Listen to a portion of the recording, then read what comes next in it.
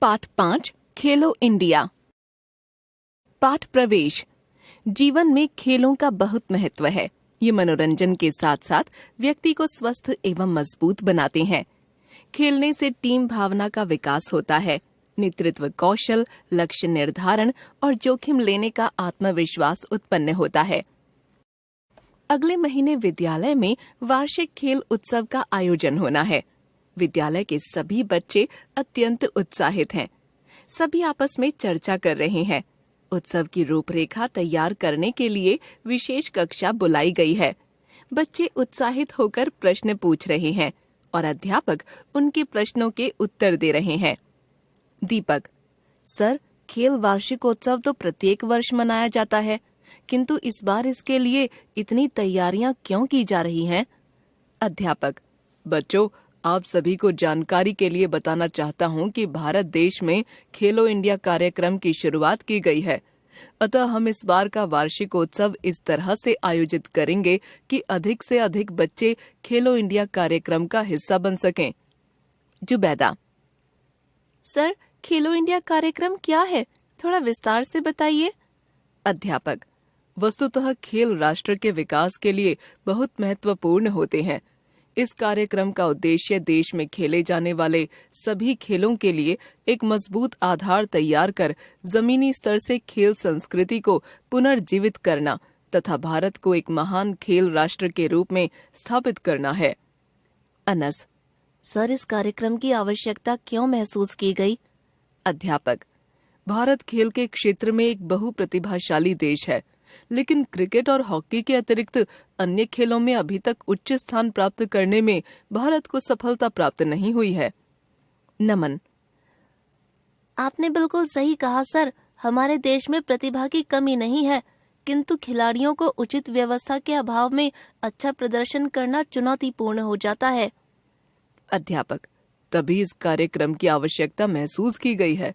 हालांकि कई भारतीय एथलीट इन समस्याओं के बाद भी वैश्विक स्तर पर अच्छा प्रदर्शन करते हैं। जया: सरकार द्वारा इस कार्यक्रम में किन-किन बातों पर विशेष रूप से ध्यान दिया जा रहा है?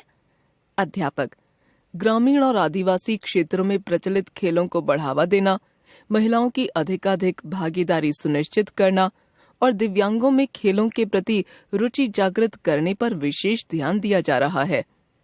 आयशा: सर, इस स्कीम से महिलाओं की समान भागीदारी किस प्रकार सुनिश्चित की जाएगी?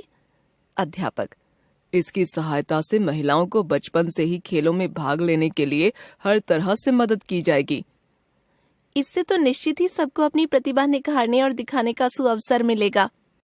प्रथम: सर, इस कार्यक्रम के अंतर्गत खेलों को बढ़ावा देने के लिए किस किस तरह की सुविधाएं दी जा रही हैं? अध्यापक: इसके लिए एक अखिल भारतीय खेल छात्रवृत्ति योजना शुरू की गई है, जिसके लिए प्रतिवर्ष 1000 सबसे योग्य और प्रतिभाशाली एथलीटों का चयन किया जाएगा। चयनित एथलीट लगातार 8 वर्षों तक 5 लाख रुपए की छात्रवृत्ति राशि पाने के हकदार होंगे। खिलाड़ियों को खेल और पढ़ाई दोनों क्षेत्रों में आगे बढ़ाने का प्रयास किया जाएगा।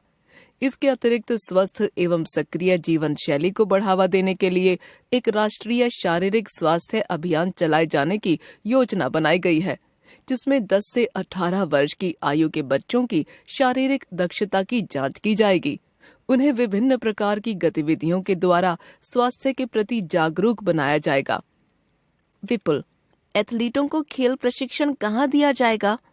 अध्यापक: मंत्रालय द्वारा प्रशिक्षण के लिए लगभग 20 विश्वविद्यालयों का चयन किया गया है, जहां खेल के साथ साथ शिक्षा संबंधी पाठ्यक्रम भी पढ़ाया जाएगा।